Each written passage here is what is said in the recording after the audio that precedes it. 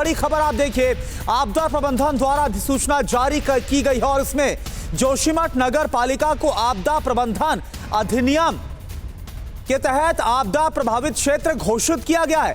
भारत सरकार से 2 टीम जल शक्ति की तरफ से एक हाई टीम आई हुई है, हाई लेवल टीम, और एक बॉर्डर प्रबंधन की टीम भी यहां पर पहुंच रही है।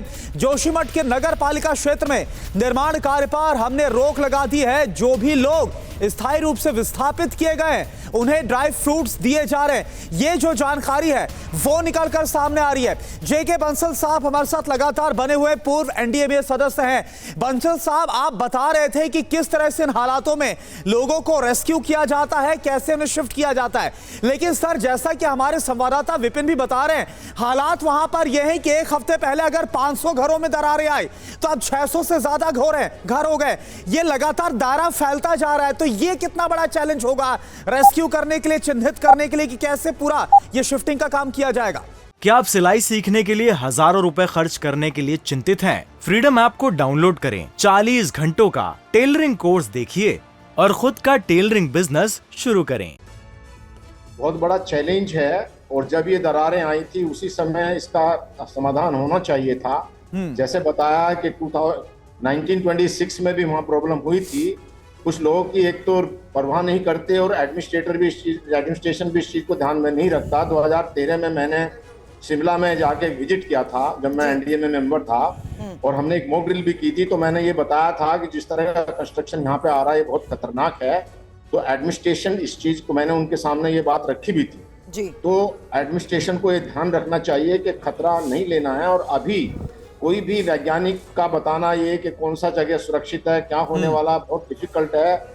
इस स्थिति में तो वहां से सभी लोगों को इवैक्यूएट करना चाहिए, सब घरों को खाली करके पुनर्निरीक्षण हो। लेकिन सवाल देखा जाए यही है, लगभग 20,000 की अगर आबादी यहाँ पर है, ऐसे में कैसे चिन्हित किया जाएगा? अलग अलग स्तर पर टीम्स काम करती है, जाहिर सी बात है सब में कोऑर्डिनेशन होना भी बहुत जरूरी है। मेरा सवाल इसलिए आबादी के लिहाज से भी जरूरी है क्योंकि जब जब बारिश का मौसम होता है, आपदा आती है, हम देखते हैं ज्यादातर जितनी आबादी उससे ज्यादा तो वहां पर सैनिकों की तैनाती कर दी जाती है। ऐसे में सबका कोऑर्डिनेशन अलग अलग स्तर पर टीमों का बहुत जरूरी है।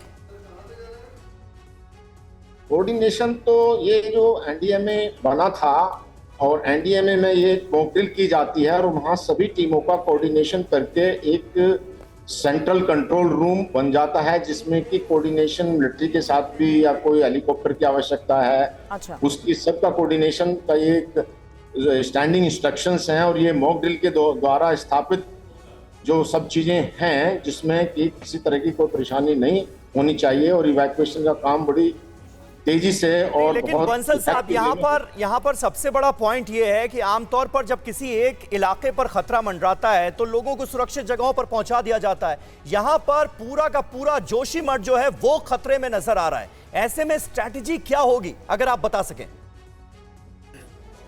ये एक जो सेफ जगह जितनी भी क्लोजेस्ट है वहां पर, हाँ। वहां पर करने का, और अगर ट्रांसपोर्ट से कर सकते हैं तो तब ठीक है, नहीं तो अगर हेलीकॉप्टर का मदद लेना है तो वो करने के बाद में एक चिन्हित तो जगह करनी ही पड़ेगी कि क्लोजेस्ट जगह कौन सी है जो सेफ है।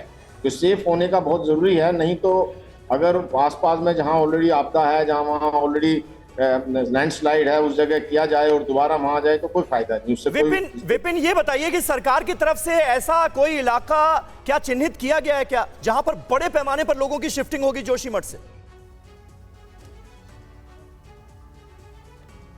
देखिए, कई सारे जगह हैं ऐसे जहां से लोगों को विस्थापित किया जा रहा है। अलग अलग इलाके चिन्हित किए गए हैं जहां उनको फिलहाल फौरी तौर पर रखा जा रहा है, लेकिन कोई स्पेसिफिक ऐसा जगह नहीं है कि जहां सबसे ज्यादा नुकसान हुआ हो। कहीं 100 घर हैं, कहीं 50 घर हैं, कहीं 25 घर हैं, ऐसे कर करके हैं। लेकिन सबसे चिंता की बात समीर देखिए ये है कि ये जो सिलसिला है ये रुक नहीं रहा। बिल्कुल बिल्कुल विपिन, और ये दरारें बढ़ती जा रही है। सभी वार्ड्स में ये हालात है कि दरारें अलग अलग घरों में नजर आ रही। क्या आप सिलाई सीखने के लिए हजारों रुपए खर्च करने के लिए चिंतित हैं? फ्रीडम ऐप को डाउनलोड करें, 40 घंटों का टेलरिंग कोर्स देखिए और खुद का टेलरिंग बिजनेस शुरू करें।